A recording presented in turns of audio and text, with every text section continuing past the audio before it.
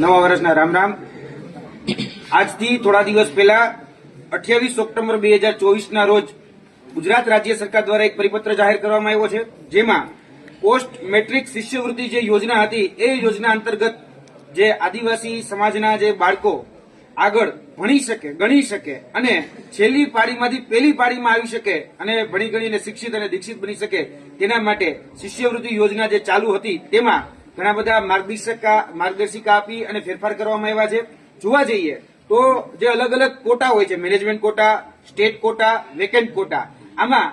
જે બદલાવ થયો છે, જે વેકેન્ટ કોટા છે એમાં ક્યાંક ને ક્યાંક મેનેજમેન્ટ કોટામાં એને ટ્રાન્સફર કરવામાં આવ્યા અને જે મેનેજમેન્ટ કોટામાં જે શિષ્યવૃત્તિ મળતી હતી એ મેનેજમેન્ટ કોટાની શિષ્યવૃત્તિને બંધ કરી દેવામાં આવી છે અને અત્યારે જે મેનેજમેન્ટ કોટાની જે આ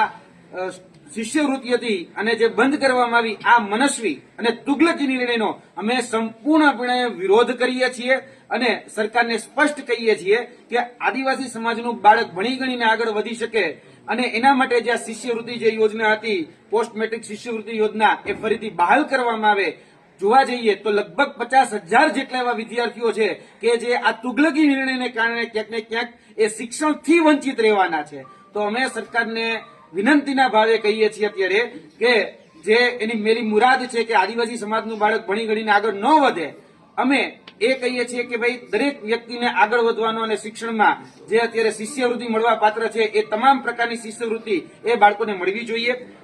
અત્યાર સુધીમાં જે એડમિશન થયા છે એમાં લગભગ 50,000 વિદ્યાર્થીઓને આની અસર થઈ શકે એમ છે અને જોવા જઈએ તો આ પરિપત્ર થયો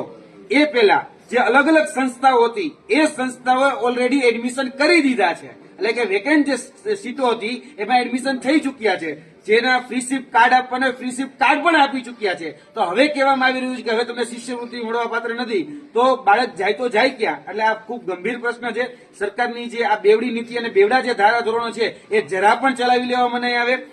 જોવા જઈએ તો આજથી થોડા સમય પહેલા કેન્દ્ર સરકારે જે કહી શકે કે જે ભૂતિયા, જે વિદ્યાર્થીઓ ભૂતિયા એડમિશન થતા હતા ત્યારે એક પરિપત્ર જાહેર કર્યો હતો કેન્દ્ર સરકારે કે જે યુનિવર્સિટી પાસે નેક અને NBA એક્રેડિટેશન હશે એ જ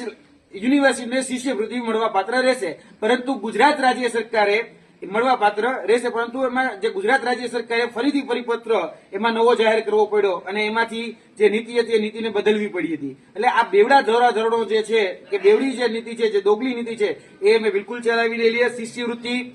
જેની પાસે નેક અને કહી શકાય કે NBA ન હોય એ લોકોને મળવા પાત્ર નહોતી રહેતી, પરંતુ ગુજરાત રાજ્ય સરકારે એવો પરિપત્ર કર્યો કે ભાઈ નેક કે NBA ની જરૂર નથી, જે પણ પ્રાઇવેટ સંસ્થાઓ છે એ બધા જ લોકોને શિષ્યવૃત્તિ મળવા પાત્ર રહેશે। એટલે આ ડબલ જે ધારાધોરણ છે, ડબલ જે સ્ટાન્ડર્ડ છે ને એ સ્ટાન્ડર્ડનો અમને વિરોધ છે। ખાસ કરીને આ ઓરમાયું ભર્યું વર્તન શા માટે ફક્ત આદિજાતિના જે બાળકો છે એમની સાથે જ કરવામાં આવે છે? એટલે આ જે નીતિ છે એ નીતિનો અમે વિરોધ કરીએ છીએ। પોસ્ટ મેટ્રિક શિષ્યવૃત્તિ એ ફરીથી બહાલ કરવામાં આવે અને સરકાર જે આદિજાતિના જે મેનેજમેન્ટ કોટાની જે સીટો છે એ મેનેજમેન્ટ કોટાની સીટોમાં જે પણ અત્યાર સુધી જે શિષ્યવૃત્તિ જે પ્રકારે મળતી હતી એ ફરીથી બહાલ કરે। આગામી દિવસમાં